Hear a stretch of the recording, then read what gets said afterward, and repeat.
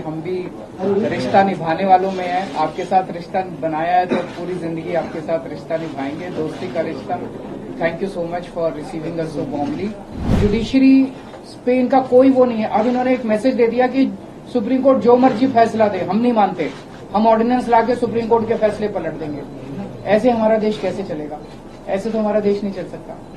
और ये जनतंत्र सुप्रीम कोर्ट को भी नहीं मानते और ये जनतंत्र को भी नहीं मानते। लोगों को बहुत ज्यादा अहंकार हो गया है, और जब किसी आदमी को बहुत अहंकार हो जाता है तो बहुत स्वार्थी हो जाता है वो आदमी।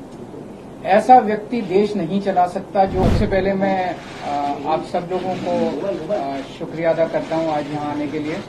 मैं उद्धव जी का, उनके पूरे परिवार का और उनकी पार्टी का अपनी तरफ से, अपनी पार्टी की तरफ से और हमारी पूरी टीम की तरफ से, हम जो लोग आए हैं सबकी तरफ से तहे दिल से शुक्रिया अदा करता हूं। इतना उन्होंने अब हमें अपने परिवार का हिस्सा बना लिया है।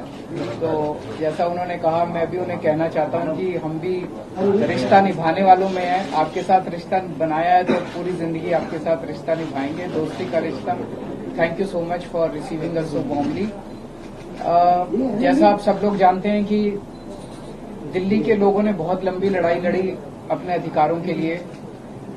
जैसे ही दिल्ली में हमारी सरकार बनी 2015 में, हमारी सरकार बनते ही मोदी सरकार ने हमारी सारी शक्तियां छीन ली एक छोटा सा नोटिफिकेशन पारित करके।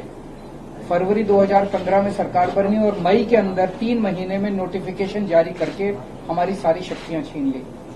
8 साल दिल्ली के लोगों ने लड़ाई लड़ी सुप्रीम कोर्ट के अंदर। 8 साल लड़ाई लड़ने के बाद सुप्रीम कोर्ट ने हमारे पक्ष में फैसला दिया।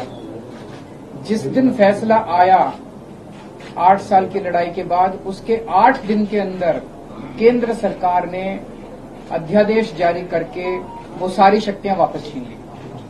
तो जनतंत्र के अंदर जनता की चलनी चाहिए कि गवर्नर की चलनी चाहिए? जनता की चलनी चाहिए कि केंद्र की चलनी चाहिए? जनतंत्र में तो चुनी हुई सरकार के पास पावर होनी चाहिए ताकि जनता के जो जनता मांगे वो काम कर सके। जनता के प्रति जवाब दे तो चुनी हुई सरकार होती है, लेकिन उन्होंने सारी शक्तियां छीन ली। इसका मतलब ये साफ साफ ये लोग ये बोल रहे हैं कि हम सुप्रीम कोर्ट को नहीं मानते।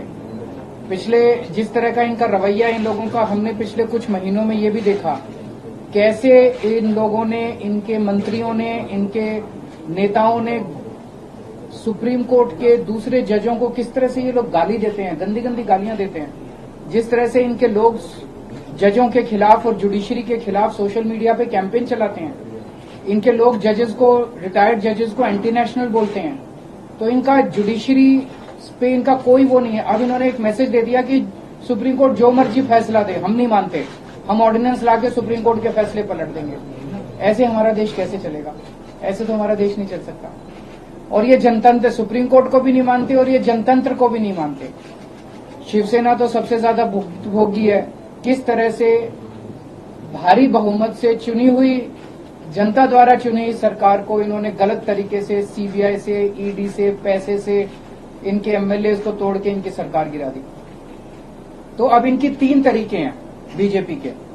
3 तरीकों से ये, अगर कोई बीजेपी की सरकार नहीं बनाएगा, किसी राज्य में नहीं बनेगी, तो या तो वो एमएलए खरीद के उसकी सरकार गिरा देंगे, या एमएलए सीबीआई और ईडी का डर दिखा के एमएलए तोड़ के उनकी सरकार गिरा देंगे, और या फिर ऑर्डिनेंस लाके उनकी सारी शक्तियां छीन लेंगे। दिल्ली में यही हुआ। इन्होंने ऑपरेशन लोटस किया, 2-3 बार ऑपरेशन लोटस किया, हमारे एमएलए खरीदने की, तोड़ने की कोशिश की, हमारा एक भी एमएलए नहीं बिका। जब इन्होंने देखा कि इनकी सरकार टूट नहीं रही, इनकी सरकार गिर नहीं रही, तो अब ये ऑर्डिनेंस लाके इन लोगों ने हमारी सारी शक्तियां छीन ली। तो इन लोगों को बहुत ज्यादा अहंकार हो गया है, और जब किसी आदमी को बहुत अहंकार हो जाता है तो बहुत स्वार्थी हो जाता है वो आदमी। ऐसा व्यक्ति देश नहीं चला सकता जो इतने अहंकार और इतने स्वार्थ के अंदर जीता है। वो फिर देश के बारे में नहीं सोचता, वो केवल ये ऑर्डिनेंस क्या है, ये ऑर्डिनेंस ये है कि सुप्रीम कोर्ट की हिम्मत कैसे हो गई हमारे खिलाफ आदेश देने की, हम देखते हैं। तो ये अहंकार का नतीजा है। अहंकार के अंदर जब आदमी आ जाता है तो फिर कुछ नहीं बचता है।